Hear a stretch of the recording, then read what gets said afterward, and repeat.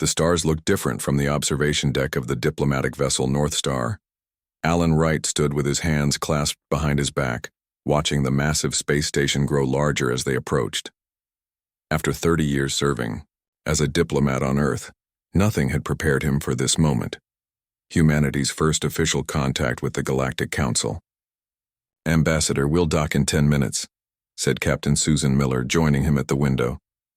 "Are you ready for this?" Alan nodded, though his stomach tightened with anxiety. "As ready as anyone can be to meet 17 alien species at once." 3 months ago, an alien ship had appeared in Earth's orbit without warning. The world had held its breath, expecting either destruction or salvation. Instead, they received a simple message. Humanity's recent development of faster-than-light travel had been noticed, and Earth was invited to send a representative to the Galactic Council. Alan brushed invisible dust from his navy blue uniform. At 58, with gray streaking his brown hair, he had been chosen for his calm demeanor and extensive experience in difficult negotiations. Growing up on a farm in Nebraska had taught him patience. Decades in diplomacy had taught him to read between the lines. Both skills would be tested today. "The scans show the station is over 20 miles long," said Dr. Laura Bennett, the science attaché, as she joined them. Her eyes sparkled with excitement behind her glasses. "The energy readings suggest technology centuries beyond ours, which is why we'll be respectful but not subservient," Alan reminded her. "We represent all of humanity now." The docking procedure went smoothly, the human ship guided into place by unseen forces. Alan led his small team, Laura, Security Chief Victor Martinez, and Cultural Liaison Olivia Campbell, toward the airlock. Victor, a former Marine with broad shoulders and watchful eyes, kept his hand near his side, though they had agreed no weapons would be brought. "Remember," Alan said quietly, "observe everything. React to nothing." The airlock opened to reveal their greeting party. 3 aliens, each completely different from the others. The tallest had feathers in shades of blue and purple, with 4 arms and eyes that blinked sideways. Another resembled a large insect with translucent skin revealing flowing internal fluids. The third was nearly human in appearance except for silver skin and fingers twice as long as they should be. "Welcome to Centauri Prime," said the feathered being, its words translated through the small devices they had been instructed to wear, in their ears. "I am Zarkesh, Speaker's assistant. You will follow. No handshakes, no pleasantries." Alan nodded politely and followed, noting how the alien's feathers rippled in patterns that suggested emotion. Behind him, he heard Olivia whispering observations into her recorder. They walked through corridors made of materials that seemed to shift colors with each step. Other aliens passed them, some glancing at the humans with what Alan interpreted as curiosity, others with what could only be discussed. Several smaller beings scurried out of their path entirely. "The council chamber," announced Zarkesh, stopping before massive doors that appeared to be made of living wood, patterns flowing across their surface. "You will wait until called." The doors opened to reveal a vast, circular room with tiered seating rising in all directions. Hundreds of aliens from the 17 council species filled the seats, their conversations creating a buzz that reminded Alan of standing inside a beehive. In the center was a raised platform surrounded by floating lights. Zarkesh directed them to stand on a smaller platform to one side. "Quite the first day at work," Victor whispered, eyes constantly scanning for threats. Alan smiled tightly. "Stay sharp. Something tells me this isn't going to be the warm welcome in the brochure." A chime sounded and the chamber gradually quieted. From a door opposite them entered a being that could only be the council speaker, taller than even Zarkesh, with feathers that glowed with inner light and a robe that seemed woven from starlight. "The council recognizes the arrival of representatives from planet Earth." The speaker's voice boomed without seeming to raise its volume. "They have achieved primitive faster-than-light travel and request recognition." Alan felt his face warm at the word primitive, but kept his expression neutral. "The species calls itself human and has existed in its current form for approximately 300,000 years," the speaker continued. They have achieved space travel only within the last century and have managed not to destroy themselves despite numerous attempts through warfare. Laughter rippled through the chamber. Not a good sign. Ambassador Alan Wright of Earth, the speaker finally acknowledged him. You may address the council. Alan stepped forward, feeling the weight of 8 billion humans on his shoulders. Honorable Speaker, distinguished council members, I bring greetings from Earth and thanks for this historic opportunity. He began, his voice steady. Humanity is young among the stars, but we come with open minds and peaceful intentions. He continued with the carefully prepared speech about cooperation and mutual benefit, but noticed many council members talking among themselves or checking devices, barely listening. Some were openly smirking. When he finished, there was no applause, only a moment of silence before the speaker responded. Your words are noted, Ambassador. The council will now discuss your petition for observer status. Not even full member status, but observer. Alan felt his jaw tighten but maintained his diplomatic smile. What followed was 3 hours of debate that felt more like a roast. Council members took turns pointing out humanity's flaws, environmental damage, ongoing conflicts, technological inadequacies. The Ricari representative, a reptilian being with scales like polished obsidian, seemed particularly eager to point out human failings. They still use combustion engines on much of their planet, the Ricari said, triggering more laughter. And their communication technology requires physical infrastructure. Perhaps we should wait another century before allowing them even observer status. Alan watched, saying nothing, though he noticed how the Ricari seemed to dominate the conversation. Not all council members appeared to agree, particularly a group with luminous, almost transparent skin. The Lumidians, according to Laura's whispered identification. Finally, after what seemed like endless humiliation, the speaker raised a 4-fingered hand. The council has reached a preliminary decision. Earth will be granted provisional observer status with restrictions. Ambassador Wright and his team may establish a small embassy within the diplomatic sector. The humans will be studied for a period of 1 local year before full observer status is considered. Studied. Like lab rats. Thank you, Speaker, Alan said, bowing slightly. Earth appreciates the council's consideration. As they were escorted from the chamber, Olivia whispered, That was brutal.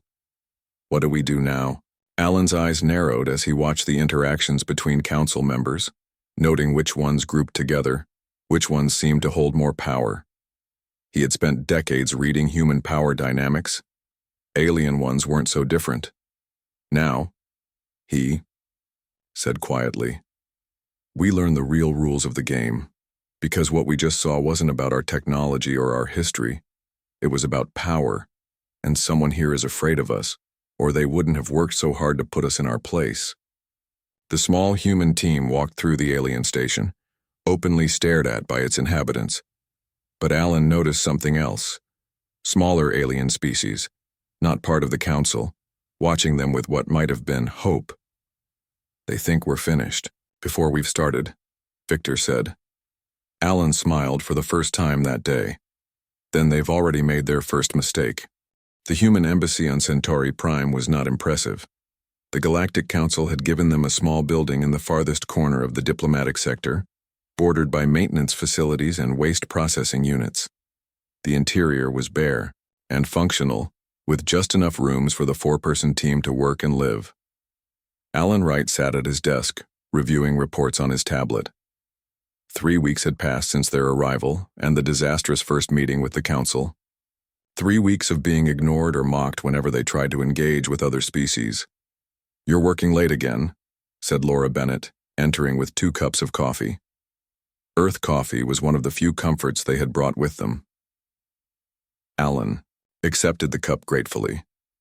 Someone has to figure out why 17 advanced alien species are so worried about little old Earth. Laura sat across from him. Her normally tidy brown hair was messy, and dark circles showed under her eyes. Like all of them, she had been working nonstop. I've been studying their scientific databases, she said. The parts they've given us access to anyway. There's something strange about their technological development. Strange how? It's stagnant. Laura pulled up charts on her tablet. Look at this. The Ricari, the most powerful species on the Council, haven't made a major technological breakthrough in over 2,000 years. The Lumidians show a similar pattern. It's the same for all 17 Council species. Alan frowned. That can't be right. They're centuries ahead of us. Thousands of years ahead, Laura corrected. But they reached a certain point and just stopped. They refine what they have, make small improvements, but there's no innovation. No major leaps forward. Victor Martinez entered, carrying his own tablet. The security chief looked tense. Have a problem, he said. Our communication system was accessed last night. Someone copied our reports to Earth. Alan wasn't surprised. I expected they were monitoring us. Did they get anything sensitive? Nothing we didn't want them to see, Victor said with a slight smile. I've been running a parallel system just like you suggested. The real reports go through that. Alan nodded. It was a basic precaution. Any luck with those security feeds you were trying to access? Better than that? Victor placed his tablet on the desk, showing a complex map of the station. I found help. A maintenance worker from a species called the Novu. They're not on the Council, but they do a lot of the physical work around the station. They can go almost anywhere without being noticed. And they're willing to help us. Why? Alan asked, suspicious of convenient allies. Because they hate the Ricari, Victor said simply. My contact, Elgin, says his homeworld was strip-mined by Ricari corporations. His people were promised technological assistance and protection. Instead, they got exploitation. Alan leaned back, thinking. So there's discontent among the non-Council species. That's useful information. Olivia Campbell knocked and entered, looking excited. The youngest team member had proven invaluable for her ability to read alien body language and emotional cues. I just came from a cultural exchange event, she said. Most Council representatives ignored me, but I had a fascinating conversation with a Lumidian named Selna. She's a junior science attaché, and she seemed genuinely interested in Earth. The Lumidians, Alan mused. They've been the least hostile toward us in Council meetings. Because they're at odds with the Ricari, Olivia explained. There's a power struggle happening. The Ricari control most resource-rich systems, while the Lumidians are facing shortages. Selna hinted they might be open to an alliance with newcomers who aren't already tied to existing power structures. Alan stood and paced the small office.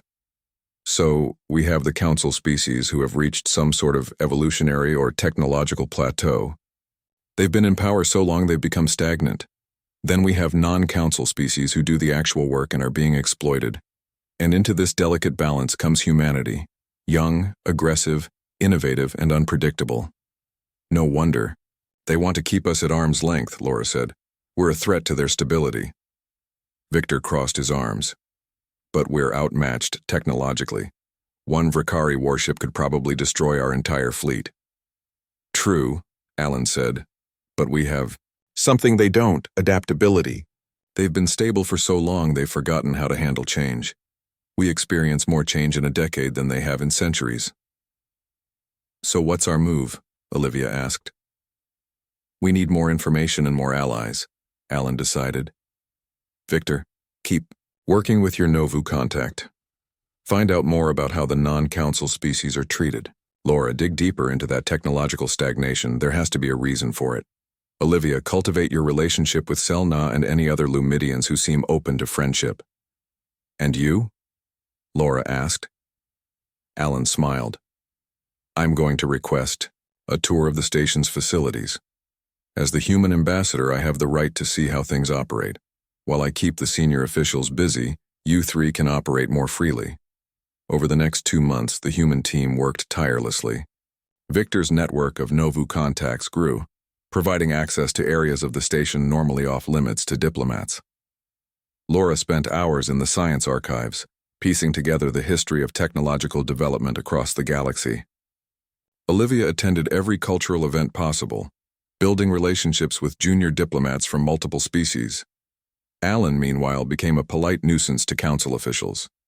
He requested meetings, filed petitions for Earth to participate, in trade discussions and insisted on his right to observe council sessions. Most of his requests were denied or delayed, but each interaction gave him more insight into council politics. One evening, the team gathered in Alan's office for their daily briefing. The room had been checked for surveillance devices, and Victor ran a signal jammer as an extra precaution. "I think I figured it out," Laura said, excitement making her voice tremble. "The technological plateau, it's not natural, it's by design." She showed them ancient records she had pieced together from various sources. 4,000 years ago, there was a terrible war involving technologies we can barely comprehend. Planet-killing weapons, genetic plagues, artificial intelligence that turned on its creators. When it ended, the surviving species formed the first version of the Council with one primary directive: prevent it from happening again. "So they deliberately limit technological advancement?" Alan asked. "They call it guided evolution. The Council decides which technologies are safe to develop and which are too dangerous. Any species that develops restricted technologies is either forced to abandon them or eliminated." A heavy silence fell over the room. "That explains a lot," Victor said finally, "including why they're so nervous about humans. We develop new technologies at a rate they find frightening." Olivia pulled out her own tablet. "That matches what I've learned from Selna. The Lumidians are actually more afraid of us than the Vrikari are. The Vrikari just want to control us, but some Lumidians have suggested Earth should be quarantined completely." Alan processed this information. "So we're seen as dangerous children playing with fire. No wonder they want to keep us isolated and under observation." He stood and walked to the small window overlooking the busy station. "This changes our approach. We need to show them we're not a threat while proving we can be valuable allies." "How do we do that?" Victor asked. Before Alan could answer, an alarm blared from Laura's station. "Someone's trying to access our research database," she said, fingers flying over her keyboard. "It's a sophisticated attack." Victor joined her. "Vrikari security signatures. They're not even trying to hide it. Can you stop them?" Alan asked. Laura shook her head. "Too late. They've copied my research files." Alan's jaw tightened. "They're making their move. If they have proof we're investigating restricted technologies, they could use it to have us expelled. Or worse." "What do we do?" Olivia asked, fear evident in her voice. Alan straightened his uniform and took a deep breath. "We stop reacting and start acting. It's time to change the game. Tomorrow I'm going to request a full council hearing." "A hearing?"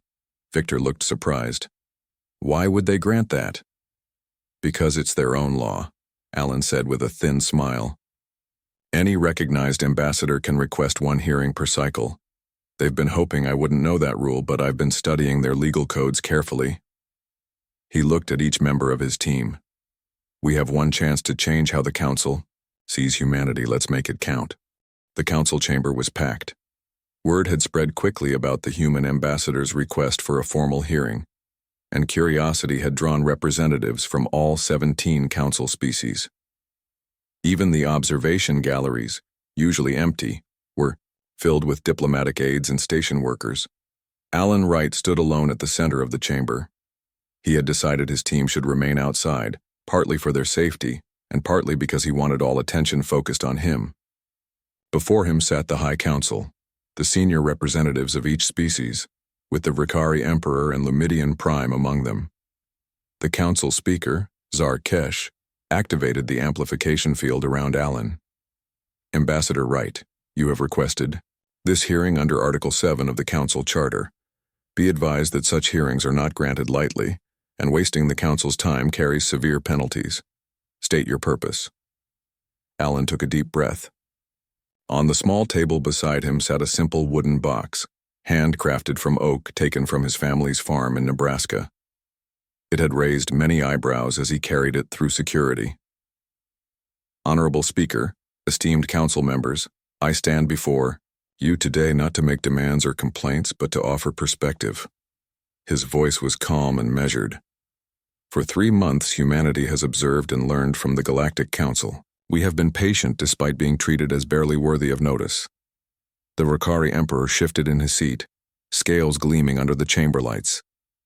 If this is about your treatment, Ambassador, perhaps you should develop thicker skin. The Council has more important matters than human comfort.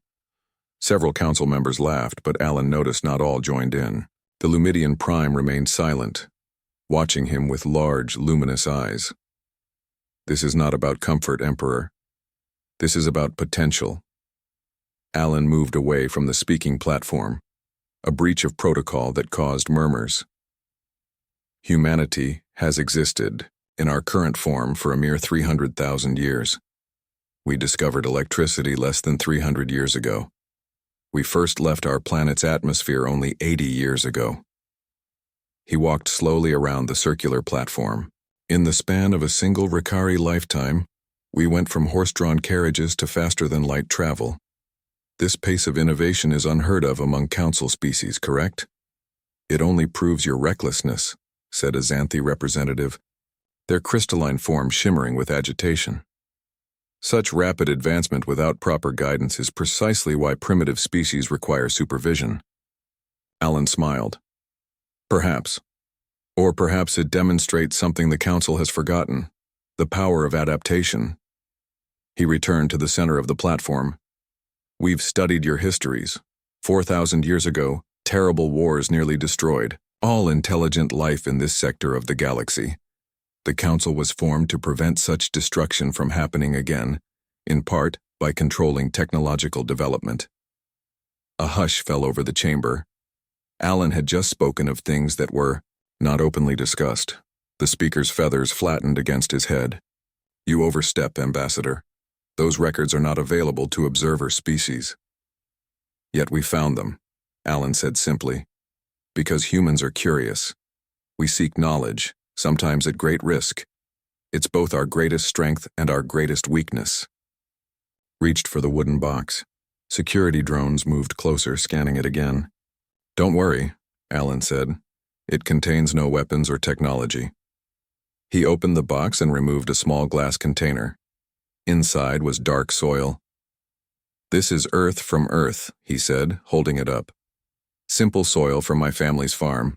It contains approximately 1 billion microorganisms per gram. Bacteria, fungi, viruses, all existing in complex relationships. Some harmful, most beneficial, all necessary for life. He placed the container on the table where everyone could see it. Council records show 17 worlds with failing ecosystems. Worlds where centuries of mining and resource extraction have damaged the delicate balance of life. Worlds where food production is declining and populations are suffering. The Lumidian Prime leaned forward. How do you know this, human? Such information is classified. Because we asked the right people, Alan said. Not the council members who see us as primitives, but the workers, the maintenance crews, the non-council species who maintain this station and your worlds while being denied representation. Angry murmurs filled the chamber, but Alan continued. Earth has faced similar crises, pollution, climate change, resource depletion. But we adapted. We developed methods to restore damaged ecosystems, created sustainable food systems, and learned to live in balance with our world. He gestured to the soil sample. In the genetic diversity of Earth's biosphere lies potential solutions for failing worlds. Our scientists have developed terraforming technologies that could restore life to damaged planets in decades rather than centuries. And you offer this technology freely? The Rakari Emperor's voice dripped with skepticism. Humans are known for their greed. We offer partnership, Alan corrected. Not because we need you, but because together, we might accomplish what neither could alone. Humanity brings rapid innovation and adaptation. The Council brings stability and experience. The Lumidian Prime's skin glowed more brightly. Interesting proposal, Ambassador. But why should we trust a species with a history of warfare? How do we know you won't use these partnerships to gain technological advantages? Alan had prepared for this question. Because we understand the dangers better than you might think. We've faced our own near extinctions, nuclear weapons, artificial intelligence risks, climate disasters. We've looked into the abyss and pulled back. We've learned that survival depends on cooperation, not domination. He walked to the edge of the platform, looking directly at the Ricari Emperor. And frankly, Your Majesty, what choice do you have? Your empire controls the most resource-rich systems, yet 6 of your colony worlds face ecological collapse within 50 years. The Lumidian Collective faces food shortages on their outer colonies. The Xanthi crystal forests are dying from an unknown pathogen. The chamber erupted in surprise and anger. These were not public problems. Order! The speaker's voice boomed. Ambassador Wright, revealing classified information is grounds for expulsion. I haven't revealed anything you don't already know, Alan said calmly. I've simply stated it publicly. Secrecy serves those in power, not those in need. He turned to address the entire council. Humanity doesn't come begging for admission to your council. We come offering solutions to problems you've hidden for centuries. We don't ask for your technology or your resources. We ask only for respect and the opportunity to work together for mutual benefit. Alan returned to the table and closed the wooden box. Consider this. In the time you've spent maintaining the status quo, humanity has gone from splitting atoms to splitting space-time. Imagine what we could accomplish together in the next century. For several moments, silence filled the chamber. Then the Lumidian Prime stood, breaking protocol. I propose a working committee to explore the humans' terraforming technologies. The collective would be willing to host such research on our third moon. The Ricari Emperor hissed in displeasure. But then a Xanthi representative also stood. The Xanthi Communion would participate in such research if it might save our forests. One by one, representatives from 7 council species indicated interest, while others remained skeptical or hostile. The Ricari delegation spoke in angry whispers among themselves. The speaker raised all 4 of his hands for silence. This hearing has raised unexpected matters. The council will recess to discuss the human proposal. Ambassador Wright, you have given us much to consider. As Alan left the chamber, he maintained a dignified pace, though inside his heart raced. In the corridor, his team waited anxiously. Well? Laura asked. Alan allowed himself a small smile. They didn't laugh this time. Is that good? Olivia asked. It's a start, Alan said. The real work begins now. 2 weeks after Alan's speech to the council, progress was slow but steady. The Lumidians had offered laboratory space on their third moon for joint research on terraforming technology. 7 council species had agreed to participate, though the Ricari Empire remained hostile and suspicious. Alan sat in the newly expanded human embassy, reviewing reports from Earth. The council had finally granted them larger quarters and proper diplomatic recognition following the hearing. It wasn't equality, but it was a step forward. Laura burst into his office without knocking, her face pale. Alan, you need to see this. She activated the holographic display on his desk. It showed a news broadcast from the Council Information Network. A somber announcer spoke over images of debris floating in space. The human research vessel Explorer was destroyed near the gas giant in Earth's home system. All 50 crew members are presumed dead. Initial reports suggest a collision with an unidentified object, though investigation is ongoing. Alan stared at the screen in shock. That's impossible. The Explorer was in a stable orbit around Jupiter. There's nothing to collide with. Victor and Olivia rushed in, having seen the same broadcast. Victor's face was tight with anger. It wasn't an accident. One of my Novu contacts working in the communication hub intercepted Ricari military transmissions. A Ricari warship fired on our vessel and then jumped to FTL. We need proof, Alan said, his voice hollow. He had known several scientists on that ship. We won't get it, Victor said bitterly. The Ricari control most of the sensor networks. In that sector, they'll delete any evidence. Alan's secure communication terminal chimed. It was a direct line to the President of Earth. He answered, and the President's grim face appeared. Mr. Ambassador, I assume you've heard the news? Yes, Madam President. We have reason to believe it was a deliberate attack by the Ricari. The President's jaw tightened. That matches our suspicions. The Earth Defense Fleet is on high alert. Several generals are pushing for immediate military response. That would be suicide, Alan warned. Their technology is centuries beyond ours. One Ricari battleship could destroy our entire fleet. I know, the president said wearily, but 50 of our people are dead, and public opinion is turning against the entire diplomatic mission. Many are saying we should withdraw from all contact with alien species. Alan understood the pressure she faced. Give me 72 hours. I have a plan, but I need time. The president studied him through the screen. Very well. 72 hours, Ambassador. But I need something concrete to show the people of Earth that we aren't simply accepting this attack. After the call ended, Alan turned to his team. We need to move fast. Olivia, contact Selna and any other Lumidian allies. We need an emergency meeting. What are you planning? Laura asked. The Ricari thought killing our people would scare us into retreating, Alan said, his voice hard with determination. They made a critical mistake. They've given us the moral high ground, and we're going to use it. For the next 3 days, the human embassy became a center of frantic activity. Alan barely slept, meeting with representatives from sympathetic, council species and non-council races alike.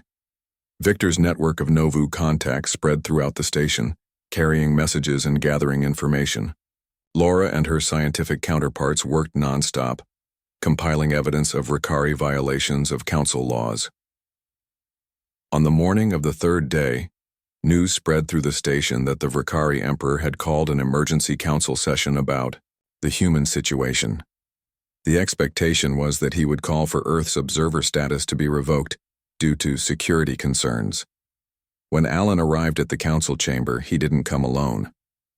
Behind him walked 23 representatives from non-council species, maintenance workers, traders, service providers, and others who kept the galactic community functioning while being denied a voice in its governance. The chamber fell silent as the unusual procession entered. The speaker's feathers rippled with surprise. Ambassador Wright, this session was called to discuss the Earth matter. These others are not authorized to attend. Actually, Speaker, Alan said clearly, under Article 12 of the Council Charter, any recognized diplomat may bring expert witnesses to speak on matters affecting galactic security. These individuals are my witnesses. Witnesses to what? Demanded the Ricari Emperor, his scaled face twisted with anger. The human vessel was destroyed by a navigation error. Alan walked calmly to the center of the chamber. We're not here to discuss the destruction of the Explorer, though we all know it was no accident. He gestured to his assembled witnesses. We are here to present evidence of systematic violations of the Council's own laws by the Ricari Empire over a period of 200 years. The Emperor rose to his feet. This is outrageous. Guards, remove these creatures. I wouldn't, Alan said mildly. Not unless you want this evidence broadcast to every world in Council space. He activated a small device and holographic displays appeared throughout the chamber. They showed images of Ricari ships mining resources from worlds designated as protected, Ricari agents interfering with the development of pre-spaceflight civilizations, and Ricari military destroying settlements that oppose them. These records come not from humans, Alan explained, but from thousands of individuals across the galaxy who have witnessed these violations. Station maintenance workers who repair the very ships that commit these crimes. Communication technicians who route the orders. Traders who see the stolen resources flow through Ricari markets. A Novu stepped forward, Elgin, Victor's main contact. His voice trembled but remained strong. My homeworld was strip-mined by Ricari corporations. When we protested, they bombed our largest city. The council was told it was a natural disaster. One by one, witnesses stepped forward with similar stories. Evidence flooded the displays. Images, documents, recordings, all carefully gathered over decades but never presented because non-council species had no standing to bring complaints. The Lumidian Prime's skin glowed with increasing brightness as the evidence mounted. Speaker, I move that this evidence be verified by an independent commission. Seconded, said the Xanthi representative immediately. The Ricari Emperor's scales darkened with rage. This is a human plot. They manipulated these lesser beings, fabricated evidence to discredit us. The evidence spans 200 years, Alan pointed out, long before humanity joined the galactic community. And it comes not from Earth, but from the very people who serve the Council, while being denied representation within it. The chamber erupted in debate. Several Council members who had been firm Vrikari allies now distanced themselves, unwilling to be associated with such violations. Others called for immediate sanctions against the Vrikari Empire. The Emperor stormed toward Alan, claws extended. "You have made an enemy today, human. The Vrikari Empire does not forget insults." "This isn't about insults," Alan said calmly. "It's about justice. The same justice the Council claims to uphold but has denied to so many for so long." The speaker called for order. "This session will recess while the evidence is examined. All parties will remain on the station until this matter is resolved." As the chamber emptied, several Council members approached Alan privately, expressing shock at the revelations. Even more significant were the looks of hope from the non-Council representatives who had finally been given a voice. Back at the embassy, Alan received another call from the President of Earth. "Your plan worked better than we could have hoped," she said after hearing his report. "The Vrikari are isolated and we've gained allies among both Council and non-Council species." "It's just the beginning," Alan cautioned. "The Vrikari won't accept this humiliation quietly. There will be consequences." "Let them come," the President said firmly. "Earth stands ready." After the call ended, Laura approached with concern. "What happens now?" "The political balance of the entire Council has been disrupted." Alan looked out the window at the massive space station, seeing it with new eyes. "Now we do what humans have always done when facing a challenge. We adapt. We rebuild. We create something better." Outside their embassy, a line of aliens waited patiently, representatives from dozens of species who had heard about the human who dared to challenge the Vrikari and speak for those without voices. They came seeking help, offering alliance, or simply wanting to meet the diplomat who had changed everything. The galactic landscape had shifted in ways no one could have predicted, and it had only just begun. 1 year had passed since humanity's first contact with the Galactic Council. The massive space station that served as the center of galactic politics was hardly recognizable. What had once been a rigid hierarchy was now a bustling center of cooperation and change. Alan Wright walked through the main concourse, nodding to representatives of various species. Many greeted him by name, a far cry from the cold shoulders and mockery of a year ago. The human embassy had expanded from its original 4 members to over 50 diplomats, scientists, and cultural liaisons. He entered the newly renamed Assembly Chamber, formerly the Council Chamber. The circular room had been redesigned. Instead of the tiered seating that had placed Council species physically above others, the chamber now featured a single level with representatives seated equally around a central speaking area. Ambassador Wright called Selna the Lumidian, who had become one of Earth's strongest allies. Her translucent skin glowed with pleasure at seeing him. "The final vote is scheduled to begin in 20 minutes. Alan checked his tablet. "Are the numbers still holding?" "Better than expected," Selna replied. "Even the Vrikari faction has lost supporters after their failed military action last month. The Vrikari Empire had not accepted their diminished status gracefully. 3 months ago, they had launched an attack on a joint human-Lumidian research facility. The attack had failed thanks to early warning from Alan's network of Novu informants, and the backlash had further isolated the once dominant empire. Laura Bennett joined them, carrying her own tablet. She had been appointed scientific liaison to the new Galactic Research Initiative, a program sharing knowledge across species boundaries that would have been unthinkable a year ago. "The terraforming project on Novu Prime is ahead of schedule," she reported excitedly.